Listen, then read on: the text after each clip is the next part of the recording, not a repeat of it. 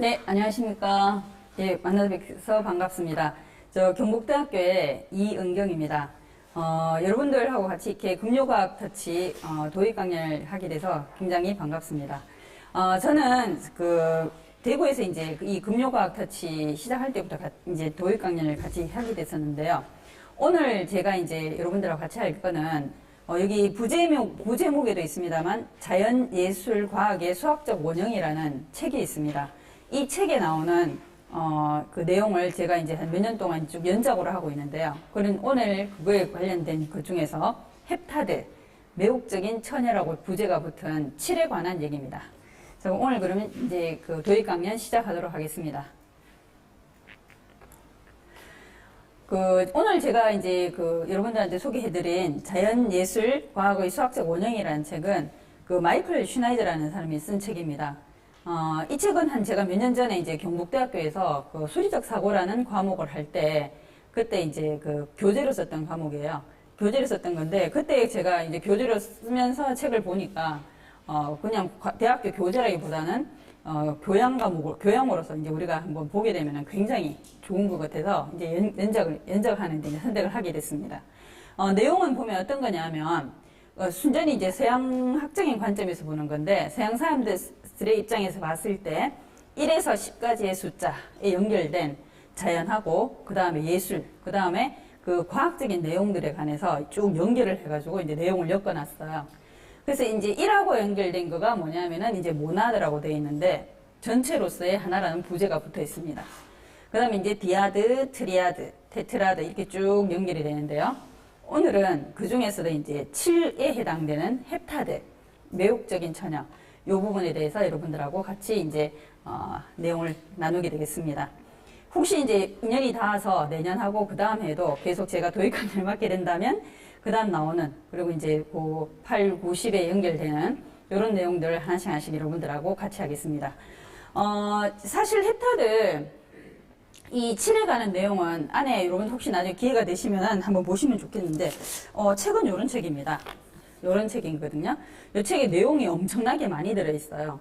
그러니까 이제 여러분들 잘 아시겠지만은 우리가 어떤 나라의 사람들을 이해를 하려면은 그 나라의 문화를 이해를 하면은 훨씬 더 그 나라가 가깝게 느껴지잖아요. 그런데 서양을 갖다 이해를 하려면은 우리가 그리스 로마 신화라든가 아니면은 성서라든가 이런 것들에 대해서 이제 우리가 좀 아는 게 많으면은 그 나라 문화를, 서양의 문화를 이해하기가 쉬운데, 이 책 안에는 그런 것들이 많이 녹아 들어가 있어요. 특히 그리스 로마 신화, 그 다음에 고대 철학, 그 다음에 어떤 자연과 관련된 거, 그 다음에 과학의 시작, 이런 얘기들이 굉장히 많습니다. 그래서 오늘 제가 이제 짧은 시간에 이 7과 관련된 이 헵타드 내용을 다 하기에는 굉장히 부담이 있을 것 같습니다.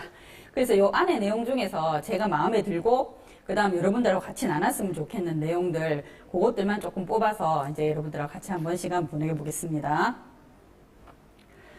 자, 여러분들, 7을 우리가 처녀의 수라고 부릅니다. 자, 왜 처녀의 수라고 부를까요?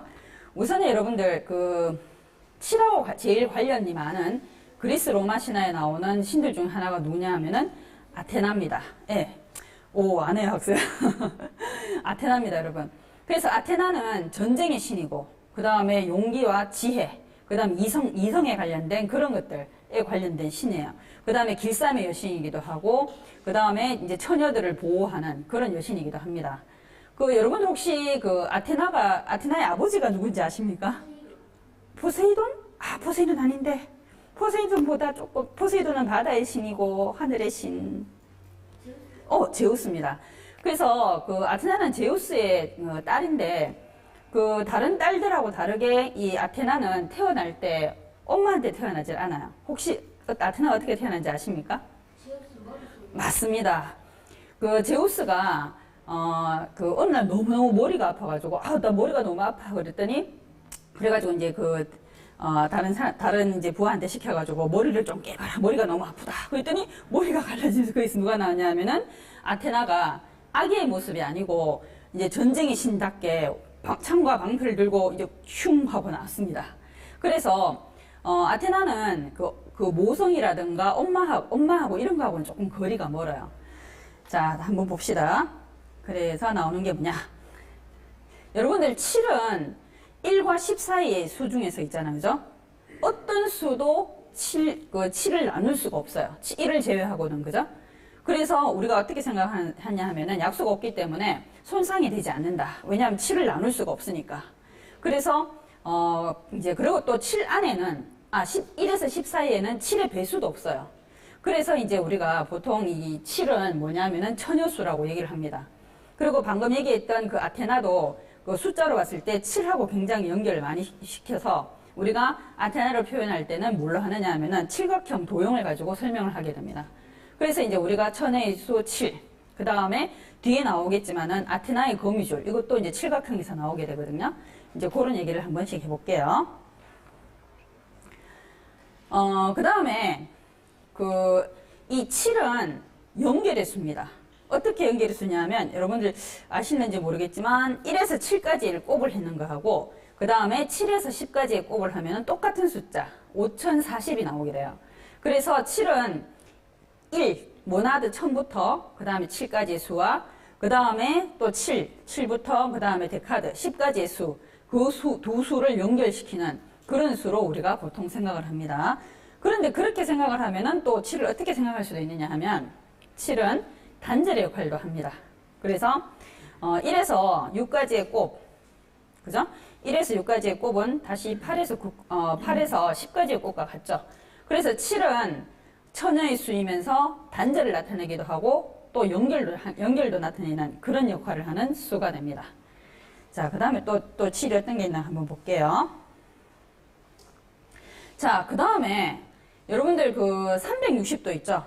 여러분들 저하고 만약에 제일 처음부터 이제 같이 이제 이 수업을 들으셨으면은 1이라는 숫자를 나타내는 도형이 뭔지를 혹시 들으셨을지 모르겠는데 1을 나타내는 도형이 뭘까요? 1을 나타내는 도형은 원입니다. 원. 자, 2를 나타내는 도형은 삼각형은 3개인데 자, 그 삼각형은 그 3개니까 3을 나타내는 숫자가 되겠죠? 4를 나타내는 도형은 사각형입니다. 5를 나타내는 도형은 오각형. 그럼 2를 나타내는 도형은 자, 2를 나타내는 도형은 그 베시카피시스라고 부릅니다. 어떻게 생기냐면 여러분들 그 물고기 모양 있죠? 요렇게 양쪽으로 이렇게 눈이라고 해야 됩니까? 양쪽에 요렇게 위에 반원, 밑에 반원이 연결되어 있는 베시카피시스라고 되는 게 있는데 이제 그게 2를 나타내는 도형입니다. 그래서 1에서 360도 사이에 있는 각은 1에서 10까지의 숫자 모든 숫자로 다 나누어 떨어집니다. 그런데 뭐만 안 되느냐? 7만 안 돼요. 아까 얘기했지만은 왠지 여러분들 이런 얘기도 하면 또 이제 또 그 어떤 편견 같은 게 있을 수도 있는데 약간 처녀들은 약간 까칠하고 약간 그런 느낌 좀 듭니다. 그죠? 그래서 안 나눠진다 이 말입니다. 자, 한번 볼까요? 그래서 360은 그 1에서 10 사이에 7을 제외한 모든 수로 나누어 떨어지는데 7로는 나누어 떨어지지가 않아요. 그림을 한번 보자면 이런 그림을 볼 수가 있겠죠. 그래서 1에서 10까지 숫자들은 전부 정수배로 해갖고 360을 다 나눌 수 있어요. 7은 보시면 알겠지만 정수배로 나눠지지 않죠. 까칠합니다. 자, 천의 수 7이죠. 그죠? 자, 그러면 여러분들 정칠각형을 작도를 할 수 있을까요? 여러분들 우리가 보통 작도라고 얘기하는 거는 그 자가 문금이 없는 자와, 그죠? 그 다음 뭡니까? 그 콤파스, 연필 이런 걸로만 작도할 수 있어야지 우리가 작도를 할 수 있다고 얘기합니다. 정칠각형은 작도할 수 있을까요? 네, 그렇습니까? 자, 일단은 이런 방법이 있습니다. 자, 한번 볼게요. 아이고. 자, 이렇게 원을 하나 그리고 또 원을 하나 그립니다. 여러분들 지금 좀 힘이 있어 잘 안 보이시는데 그 중간에 보면은 보이는 저게 베시카피시스입니다. 이를 대표하는 도형이에요. 자, 이 베시카피시스 안에 사실은 다른 도형들은 전부 다 저 베시카피시스부터 시작을 합니다. 자, 그런데 요거는 여기서 이것 갖고는 되진 않고, 어이고. 자, 그 다음에 요 대각선, 그 다음 이 대각선, 그 다음에 그 안에 다시 그 대각선 중심으로 하는 원을 그렸을 때, 자, 나오는 선들이 하나씩 보이십니까? 요렇게 해서 만들어지는 이런 정칠각형을 우리가 작도를 할 수 있습니다.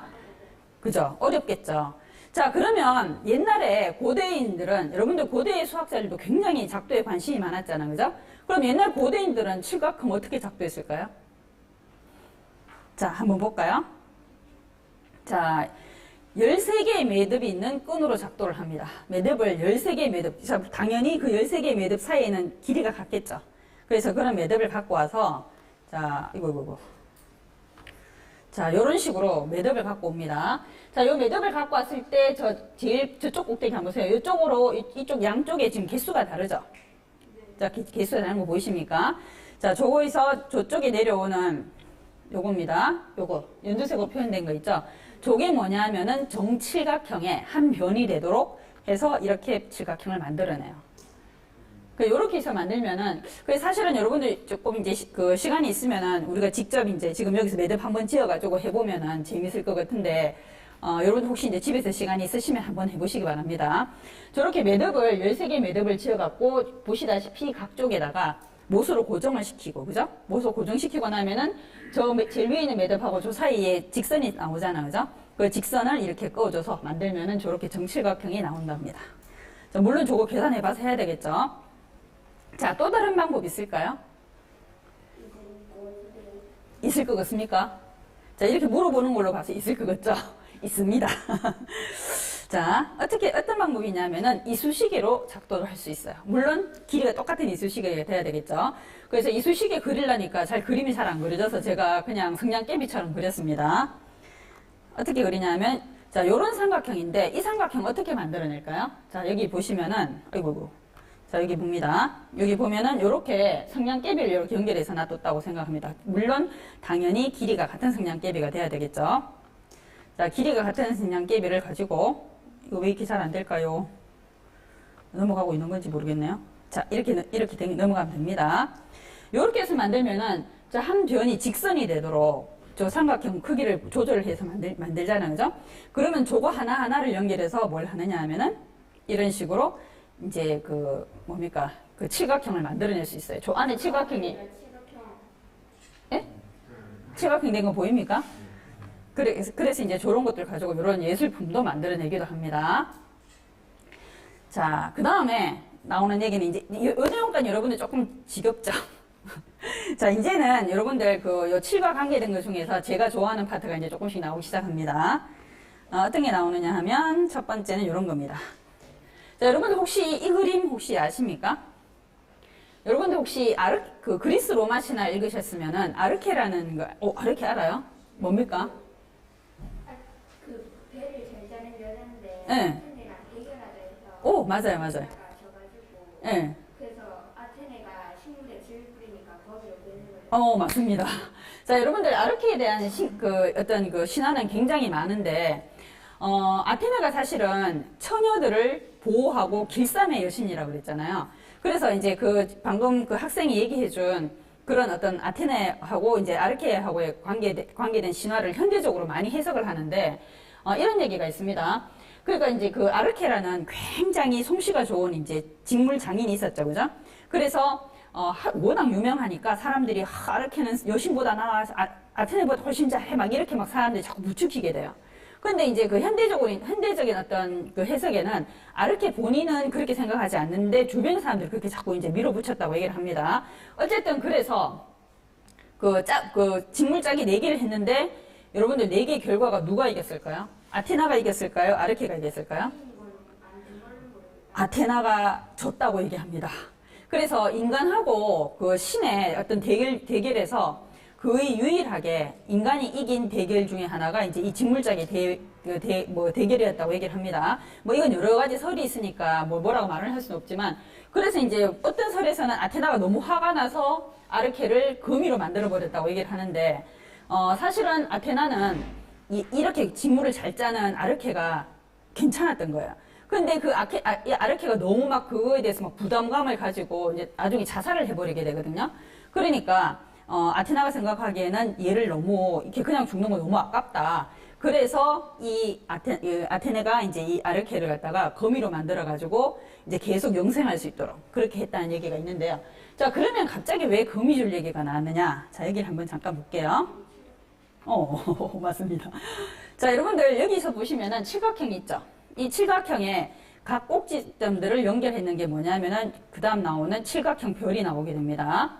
자, 그 칠각형 별에 있는 안에 것들을 다시 연결하면은 뭐가 되냐면은 이렇게 복잡하게 되는 옆에 별 모양이 나오게 되죠.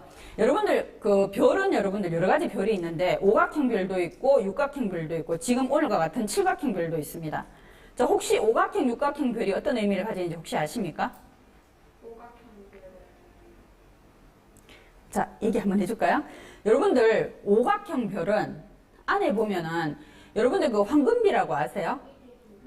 그 황금비가 그 오각형 별의 모든 부분에서 나타납니다. 그래서 그 오각형 별은 아름다움, 완벽함, 이런 것들을 많이 이제 우리가, 보이는 그런 별이 되는 거고, 그 다음 육각형 별은 여러분들 육은 굉장히 신과 관계가 많아요. 그래서 신성하고 관계되는 게 많고, 그 다음에 종교하고 관련되는데 보면 육각형 별들이 많이 나옵니다. 그래서, 육각형 별은 어떤 신의 영역하고 관련이 있는 경우가 많습니다. 자, 거기에서 이제 그 다음 나오는 칠각형 별이죠. 저 칠각형 별은 방금 얘기했지만은 아테나를 상징하게 되는 거예요. 그래서 이제 여기 옆에 보면은 굉장히 막 거미줄이 쳐진 것처럼 복잡하게 보이잖아요. 그래서 저렇게 생긴 저 도형을 갖다가 우리가 뭐라고 부르냐면은 이제 그 아테나의 거미줄 이렇게 부르기도 합니다. 자, 그 다음에 아이고 한 개 줄을 하나 덜 껐었네, 그죠? 자, 그 다음에 여러분들 그 아테나의 거미줄에서 갑자기 옆에 그 뭡니까? 예, 음표가 나왔죠. 이제 다시 이제 그 아테나의 거미줄이 아까 어떤 그런 그냥 도형에서 나온 거에서 갑자기 이제 음악적인 부분으로 넘어가게 됩니다. 자, 여러분들 그 칠각형 안에도 보면은 칠각형 안에 나오는 길이는 세 가지 길이밖에 없습니다. 한 변을 나타내는 것. 그 다음에 첫 번째 지나서 두 번째 그 꼭지점에 이어지는 것. 그 다음에 제일 먼 거리까지 이어지는 것. 그래서 세 가지의 길이가 나오게 되는데 그 세 가지의 길이가 어떤 비가 있냐면은 요런 비가 나오게 돼요. 그래서 요런 비가 나오게 되고 그 다음에 여기서 나오는 여러분들 요 세 삼각형 그 모양 보이시죠?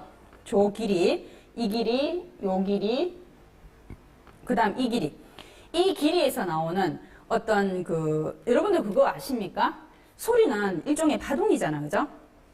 그래서 현악기는 보면은 그 현악기의 길이에 따라서 음의 높이가 달라져요. 그죠? 그래서 이제 요 세 길이에 의해서 나오는 그 화음을 잘 한번 느껴보면은 여기에서 이제 뭔가 어떤 수학적인 어떤 느낌 있잖아요. 그죠? 이게 이게 소위 말해서 이제 뭡니까? 두 개의 합이, 두 개의 역수의 합이 나오는 거잖아요. 그죠? 저런 조화의 음이 나오게 된다고 얘기를 합니다. 자, 그러면 여러분들 혹시 철학자이면서 수학자인데 음악하고 굉장히 관련이 많은 굉장히 유명한 사람이 있습니다. 누굴까요? 오, 맞습니다. 피타고라스. 자, 그래서 여러분들 그 다음 얘기하고 싶은 사람이 누구냐 하면은 피타고라스입니다. 그 피타고라스는 물론 피타고라스 이전에도 음악에 관련된 이론을 정립한 사람이 있을 거고 피타고라스 이외에도 있을 겁니다. 그런데 그럼에도 불구하고 서양 음악의 제일 효시가 기본이 되는 칠음계 있잖아요. 그 칠음계의 제일 시작을 갖다가 피타고라스가 했다고 얘기를 많이 합니다. 자, 이 사람은 이제 고대의 수학자 피타고라스인데 이 사람이 어떤 얘기를 했냐면은 그 두 현의 진동수 비율이 가장 간단한 정수비가 될 때 잘 어울린다. 그래서 피타고라스하고 여러분들 관련된 일화가 또 하나 있죠. 피타고라스 어느 날 길을 가고 있는데 이제 대장간에서 대장장이들이 망치를 땅땅땅 두드리는 소리를 들었어요. 그런데 어느 순간에 그 소리가 굉장히 뭡니까? 조화롭게 들린 거예요. 아, 도대체 저 소리는 어떻게 저렇게 조화가 잘 이루어질까? 그래서 이제 피타고라스가 대장간으로 가봤죠. 가봤더니만 그 망치를 두드리는 그 망치의 무게, 그죠? 그거에 따라서 이제 소리가 조화롭게 들리더라 이 말입니다. 물론 이거는 무게하고는 별로 상관없어요. 나중에 되면은 그 현악기의 길이하고 관련이 되는 건데 어쨌든 피타고라스는 수학자이면서도 철학자였는데 모든 사물이 수학적으로 다 해결된다라고 굉장히 수학을 신봉한 사람이었거든요. 그런데 그 사람이 소리조차도 이렇게 이제 수적으로 어떤 관련이 있다는 걸 생각하니까 너무너무 기쁜 거예요. 그래서 이제 그 사람 이름을 따서 이제 우리가 피타고라스 음계라고 얘기합니다. 그런데 그 얼른 정도가 어느 정도면 좋겠느냐 했더니만 2대1, 3대2, 4대3, 5대3 이런 정수들의 비로 이게 제일 잘 어울리더라 하는 거를 이 사람이 알아냈어요. 물론 현대 이제 이거는 정확하게 맞지는 않습니다. 이제 현대는 조금 차이가 나고 뭐 그런 건 있다고 얘기를 하지만 어쨌든 그때는 이제 이게 최고다 이렇게 생각을 했겠죠. 그래서 우리가 이제 보통 음악에서 얘기하는 옥타브라는 게 있어요. 그 옥타브라고 하는 것이 이제 주파수 B가 1대2인 음정을 얘기하는 건데 완전 8도 음정을 얘기한답니다. 그래서 1대2죠, 그죠? 그래서 요런 이제, 이게 시간이 좀 많이 지났네요. 빨리 좀 넘어가겠습니다. 그래서 그 화음이라든가 이런 것들이, 뭡니까, 그 정수 B로 1대2, 그 다음에 아까 얘기했던 2대3, 뭐, 3대4 이렇게 나오는 비 있잖아요, 그죠? 그런 비가 가장 완벽한 소리를 낸다는 걸 알고 피타고라스가 굉장히 기뻐했답니다. 이제 피아노 금반을 잠깐 올려봤습니다. 자, 그 다음에 또 피타고라스 음계, 요거는 여러분들 이제 아까 얘기했던 그겁니다. 그 현이 길수록 낮은 음이 나잖아요, 그죠? 현이 짧을수록 높은 음이 납니다. 그래서 위에 있는 1과 그 밑에 있는 2분의 1은 어떻게 되냐 하면 한 옥타브 차이가 나게 돼요. 그래서 이제 그 옥타브 차이는 진동수의 2배가 한 옥타브 차이가 되기 때문에 반으로 하면은 이제 그 아래 옥타브, 그 다음 길게 하면은 위 옥타브가 표현된다 하는 얘기가 나옵니다. 자, 시간이 이제 많이 너무 지나서 자, 여러분들 그 음악 얘기 마지막에 하나만 더 해보겠습니다. 여러분들 혹시 이 그림을 아십니까? 네. 보티첼리의 보티첼리의 비너스라는 그런 작품인데 여러분들 이거는 지금 뭡니까? 그림이잖아요. 그런데 옛날에 아마 천재 화가들은 그 그림 속에서 수학적인 것, 음악적인 것 모든 예술을 다 녹여냈나 봅니다. 여러분들 저 왼쪽에 보시면은 저 나오는 게 저게 혹시 뭔지 아시겠어요? 저 왼쪽에 나오는 그게 뭐냐면은 그 황금비를 재는 캘리퍼스죠. 황금비 재는 거, 그죠? 그래서 저 그림에 나오는 구도를 잘 보면은 황금비에 딱 맞게 나와 있어요. 저 양쪽에 있는 뭐 천사들하고의 그 위치, 그 다음에 비너스가 서 있는 위치, 이런 것들이 여러분들 저 위에 보면은 그 기타가 보이시잖아요. 그죠? 저 기타에 음이 이렇게 나타나도록. 자, 여러분들, 요렇게. 여기서 ABCD 표시되어 있는 게 뭐냐면은, 저 순서대로 도레미파솔라시 우리가 알고 있는 그 음계를 표시하고 있습니다. 그랬을 때, 뭡니까? 황금비를 나타내는 저 선에, 비너스의 배꼽이 지나가도록 만들어놨죠. 그죠? 그것부터 시작해서 이 그림 안에 뭐가 표시되어 있냐 하면은 이 각각의 그 표시들이 잘 돼 있어요. 그래서 여러분들이 이제 그림을 보면서 그 그림 안에서 느껴지는 음악을 느낄 수 있으면 정말 좋겠죠. 제 친구 중에 한 명이, 그 중문과 전공인데 그 친구의 전공이 뭐냐 하면은 여러분들 왜 동양화 있잖아요. 동양화를 보면은 그 안에다가 동양화 그린 사람들이 그 시도 써놓고 했잖아요. 그죠? 그 친구 이제 전공이 그런 시를 보고 그 그림에서 나타나는 어떤 암시들이 뭔지, 그 다음 그 시에서 나타나는 걸 갖다 그림으로 어떻게 표현하고 이걸 갖다 해석하는 게 전공입니다. 아마, 저는 이런 거 전문가는 아니지만, 이런 거 그림 보고 있잖아요. 그 그림에서 나오는 수학적인 관계, 음악적인 관계, 이런 것들을 연구하는 사람들이 분명히 있을 것 같아요. 그리고 굉장히 재밌을 것 같습니다. 참 부럽습니다. 그래서 이제 이런 하여튼, 그림 안에서 우리가 수학적인 것, 음악적인 것들을 다 표현할 수 있다는 얘기입니다. 자, 이제 오늘 그 도입 강연 이제 마무리를 해야 될 것 같습니다. 여러분들, 제가 7을 왜 골랐겠습니까? 여러분들 지금 코로나로 다들 힘들어 하죠? 그런데, 그럴 때 여러분들, 행운의 상징은 얼마죠? 숫자로? 7입니다. 자, 7도 뭡니까, 여러분? 7색깔 무지개가 나옵니다. 맞죠? 그래서 여러분들, 코로나로 여러 가지로 힘드시겠지만, 7이 상징하는 7가지 무지개를 보고 희망을 가지고 이렇게 힘들 때 잘 넘겼으면 좋겠습니다. 자, 오늘 제 도입 강연 여기까지입니다. 감사합니다.